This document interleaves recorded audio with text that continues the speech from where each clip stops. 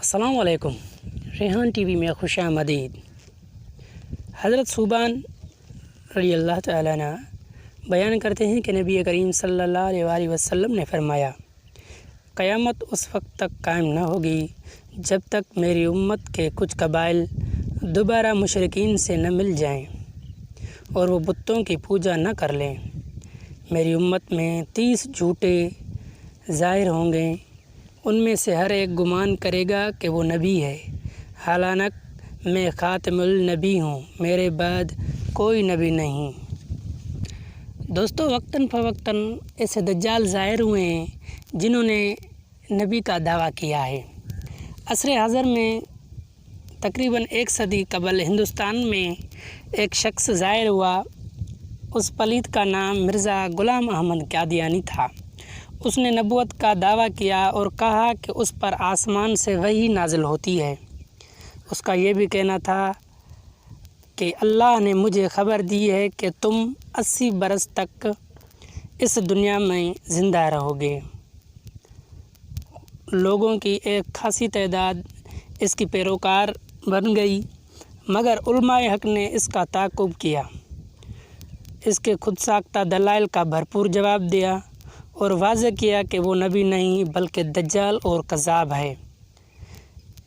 ان حضرات علماء کرام میں سے مرزا غلام احمد قادیانی کی تردید میں سب سے زیادہ خدمات جس شخصیت نے سر انجام دی وہ جلیل القدر عالم حضرت مولانا ثناء اللہ عمر تسری تھا، رحمۃ اللہ علیہ۔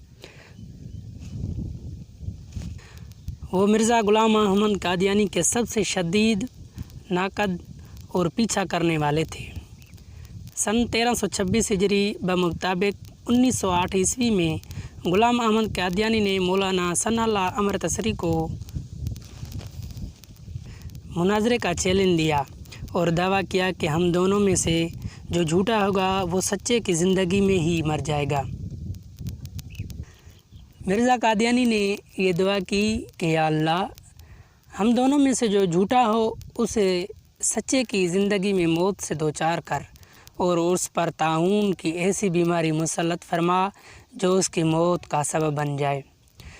اس دعا کے 1 برس بعد مرزا اپنی بد دعا کا شکار ہو گیا۔ مرزا کا سسر بیان کرتا ہے کہ مرزا کا مرض جب بہت بڑھ گیا تو اس نے مجھے نیند سے جگایا۔ میں اس کی طرف گیا اور دیکھا کہ وہ تکلیف کی شدت سے سخت بے چین تھا۔ اس نے مجھے مخاطب کرتے ہوئے کہا، مجھے ہیضہ کی بیماری لگ گئی ہے۔ یہ اس کی آخری بات تھی اور پھر وہ اس کے بعد کوئی واضح لفظ اپنی زبان سے ادا نہ کر سکا اور مر گیا۔ قیامت تک اسی طرح جھوٹے دجال مدعیان نبوت کا یک بعد دیگر ظہور ہوتا رہے گا، حتیٰ کہ ان کی وہ تعداد پوری ہو جائے گی جس کی صادق و مصدق ہمارے نبی کریم صلی اللہ علیہ وآلہ وسلم نے ہمیں خبر دی ہے۔ حتیٰ کہ اس سلسلے کی آخر کڑی مسیح دجال ہوگا جو آخری زمانے میں ظاہر ہوگا۔